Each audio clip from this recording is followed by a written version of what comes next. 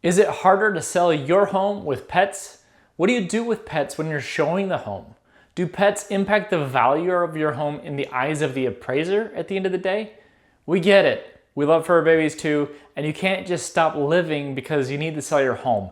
And yes, we have seen pet owners just like you sell for top dollar if they have the right plan. And that's exactly what we're talking about in our video today, is understanding the basics of what you need to do and giving you options that maybe you didn't even think of when selling your home with pets.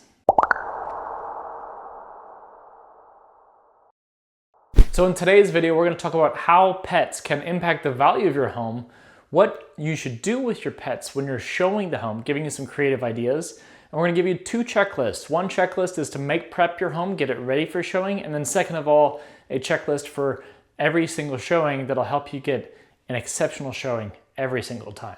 The solution you pick might be different as you have a different pet than everybody else. You also have different friends, family, and life circumstances that impact where you work, how often you work, when you work, all those kinds of things. So we're gonna cover several options today, regardless of your scenario.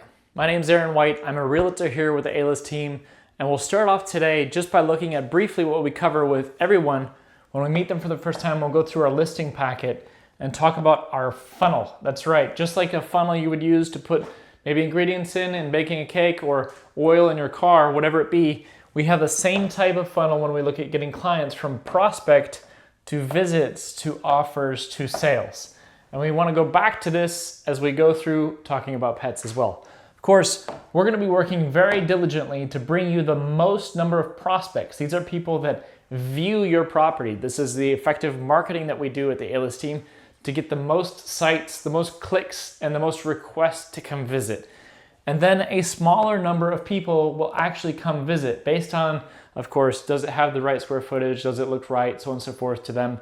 They'll come out and visit your property. From visits, we'll get a smaller number of offers, but hopefully multiple offers. Because if we can get multiple offers, negotiating becomes a breeze. It's simply informing them, hey, I have multiple bids, give me your highest and best. And they end up getting into a bidding war, bidding themselves up, right?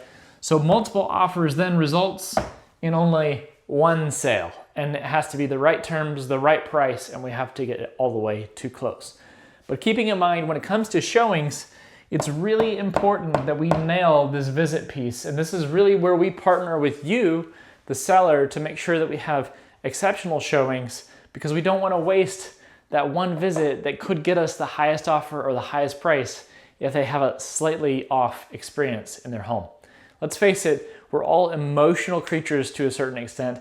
And although we like to think ourselves as very logical and hey, this room is perfect with that, many people who come to see your home will make an emotional connection with your home based on the experience they have when you're there.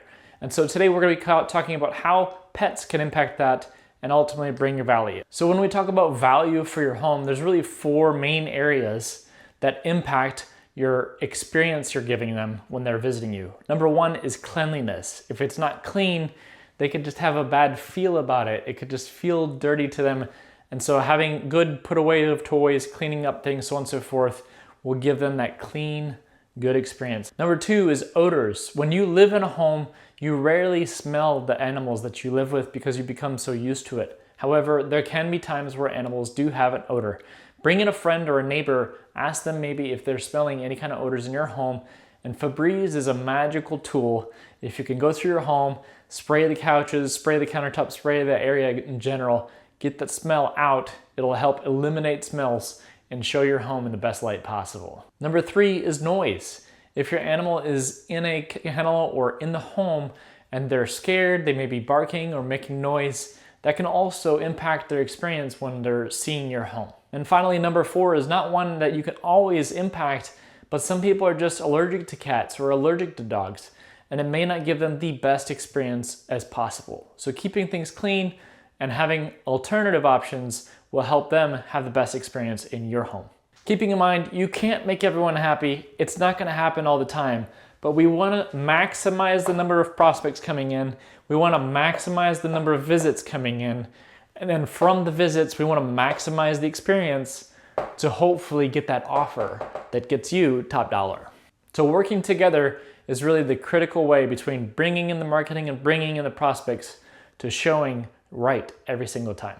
So what can you do with your pets when you're showing the house? So the first option is an option that's really strong. It helps really keep that house clean and presentable every single time, but it may not be an option for everybody.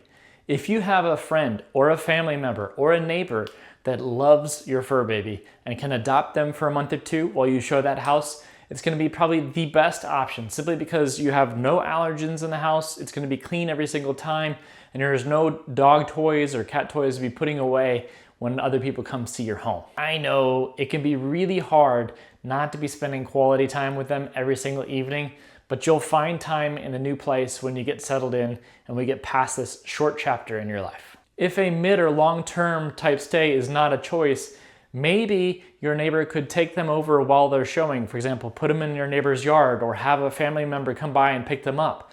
Or you could take them with you if you are at home and you have the flexibility to swing by and pick up your fur baby. I'm sure they're gonna love the ride and getting out outdoors. There might be a teenager down your street or a stay-at-home parent that would gladly come over and maybe for a few dollars help you out and take your pet out on a walk during those showings. And the last option is putting your animal in a crate. Whether it's a dog or whether it's a cat, ideally they're put away so the cats aren't running out the door when the doors are left open because they're walking in the backyard, so on and so forth. And the dogs aren't running around potentially scaring a potential visitor that might be afraid of dogs. You know your animal best, you know your life circumstances best. The best thing to do here is weigh your options. Is my animal gonna behave well in a crate? Are they gonna be able to handle the stress or the pressure? Or are they gonna make a lot of noise, maybe not make the best experience? Do I have somebody that can come by and help pick my pet up? Or do I need to find something that's a little bit more mid or long term and that's a little bit more hands off so I don't have to do as much talking or texting every single time a showing request comes in to figure out where to take our fur baby and ultimately give the potential buyer the best possible experience they could have in your home. So what are the things that you need to do to prepare your house for sale if you have pets? I know I had a German Shepherd, and when I had to prepare my first home to be sold, we had to fix a little habit that my German Shepherd had picked up. For one reason or another, when she was a puppy, she used to love to go to those drywall corners and just chew on the drywall. Teething, I guess it was, but for whatever reason it was, all of our corners were just completely mauled.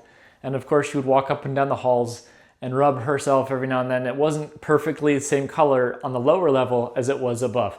So we went through, touched up some drywall, touched up the trim, touched up the paint, and that got that home looking brand new again. It also smelled really good when that was done. Other things you'll want to do is really just clean up and touch up things like dog beds, dog toys, or other things like that. We don't know who's coming in your home.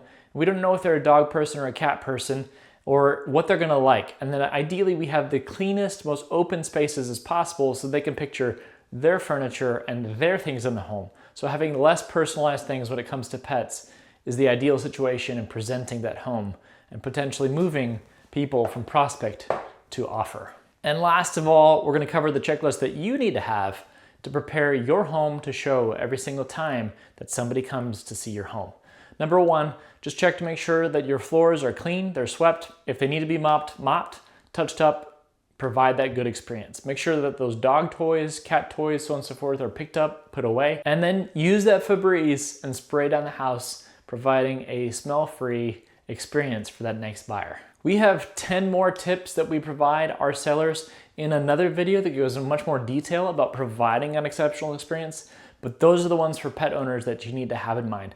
I highly recommend that you go look at that other video as well. We'll put that video link in the description. If you're in Texas, we hope to have the opportunity to serve you and help you get all the way to that closing table. Reach out to us here at the A-List team, and we'll see you at the closing table.